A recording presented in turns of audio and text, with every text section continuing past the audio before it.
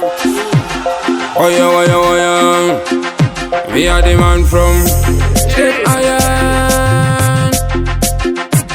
Takanza kuti sindikati atonhora hana nchigaira mapia zindichiti mukomana vamwe vakambomuona waita meno akapona zvimwe akwidza temburicha kunze kwakupena zvimwe itapitapi pane nyuchi pane sana sekuru vangu vaida kutosvika musana vakazokundikana chandakaita hapana upenyu makatauka chemaunongonyarara vaingoti apa pangu kani apa pangu kani apa apa pangu kani apa pangu kani apa apa pangu kani apa pangu kani apa muwiri wese aingochema apa pangu kani apa pangu kani apa apa pangu kani apa pangu kani apa apa pangu kani apa pangu kani apa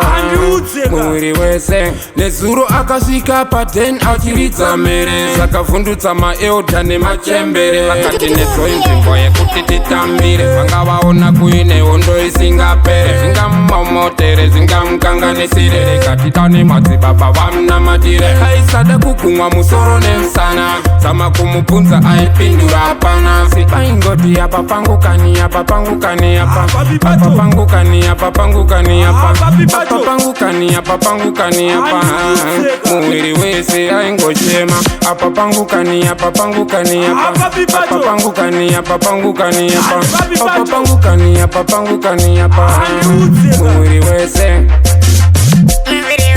uyu aingochema ndomubvunza ati zvinhu zvikurema aingogara soro chitema kana andiona utotanga kutechana amaiwe zangu wese kudemba-demba January here kutondobuda December kurwara wangu iwe aumbopora lirika umanje semafuta tovazora asi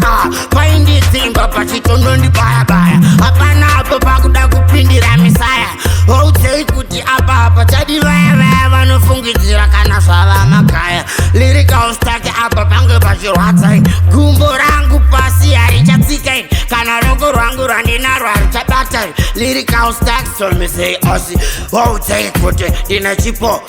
vanoda kutaura kayo usipo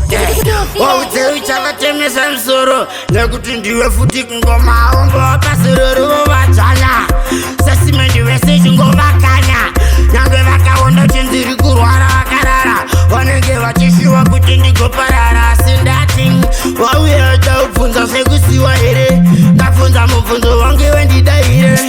papi pandidzimba musoro makumbo maoko waudzekadombe nemusana zvese ini handichasiya ndave kutorarama kazvekukiyakiya dai zvaigona mwari iyeye ndamutonyora nekuti inini hapana ndiri kurwara nyingupora mawani saka kana pasina mwari mawani kana pasina emwari lirika ustaki wasvika haungagare nyange ukaenda kugomo haurarame nguva inokwana ive bhasi ratosvika simuka wangu remurume usamira lirika ustaki usatarisa mira waudzei kuti vachatipfugamira tichirwara zvekudaro so